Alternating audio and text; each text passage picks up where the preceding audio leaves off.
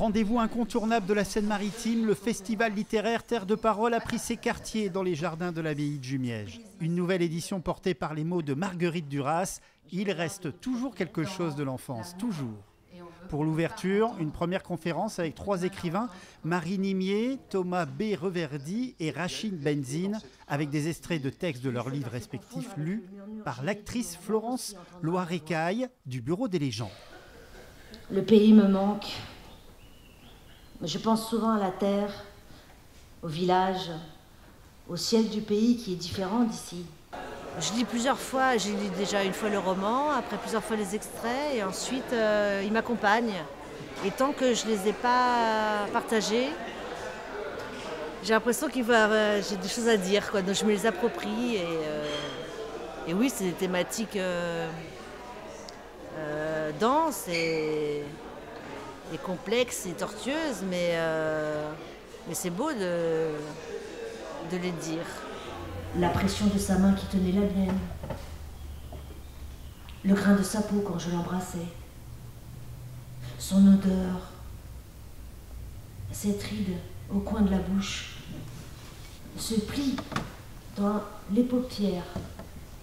La forme des dents dans ce sourire dont seule l'impression de douceur infinie demeure. Tout a fini par s'envoler. Pour Thomas B. Reverdy, le souvenir intense est d'être retourné dans le studio de danse de sa mère, 6 avenue Georges V. C'est très particulier parce qu'effectivement, ça crée comme un espèce de court-circuit de la mémoire. Vous voyez, j'arrive moi avec mon corps d'aujourd'hui, mon histoire, mes douleurs et mes réussites, et voilà. Et tout à coup, je m'assois sur les marches et j'ai 6 ans et demi, quoi. Voilà. Il y a une espèce de raccourci qui se fait parce que mon corps, parce que les odeurs, les sensations, on reconnaît immédiatement tout ça. C'est un thème délicat de Marguerite Duras, quelque chose de l'enfance, toujours de l'enfance. Et on voit bien au fil des rencontres que les écrivains nous ressortent tout ce qu'ils ont au fond d'eux-mêmes. Mais quand on est dans la salle, on se dit, mais bon sang, moi aussi j'ai ce genre de sujet que je pourrais développer. Et ça remonte à la surface. Mais ce qui remonte aussi à la surface, c'est la petite fleur qui est dans le livre, qui est séchée dans le livre et que vous retrouvez 30 ans après et que vous avez lu la première fois auprès de votre petite copine qui allait devenir votre petite copine. Et donc c'est toute l'enfance qui remonte par l'ouverture de ce livre et cette fleur que vous avez pu découvrir dedans. Voilà, c'est ça aussi le Festival Terre de Parole.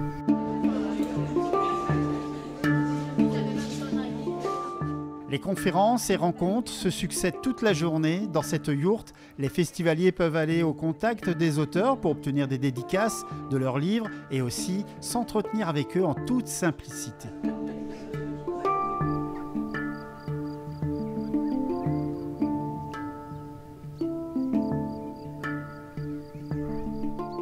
Terre de Parole, c'est aussi des rencontres musicales. Ce samedi soir, les festivaliers ont pu découvrir l'univers de Rodolphe Burger, jazz et électro, creusant le sillon d'un blues postmoderne, en duo avec le batteur-improvisateur Christophe Calpini.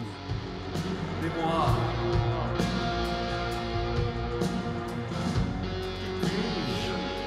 Si c'est justement ça, ou seulement ça.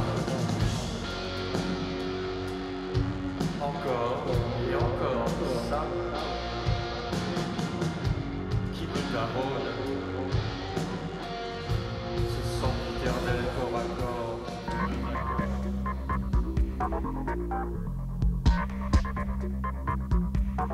Et pour finir en beauté, une expérience unique mêlant patrimoine et musique. À la nuit tombée, l'abbaye a pris vie grâce à une création lumière inédite réalisée par Steven Guigan à la vidéo et Léo Courpotin à la lumière.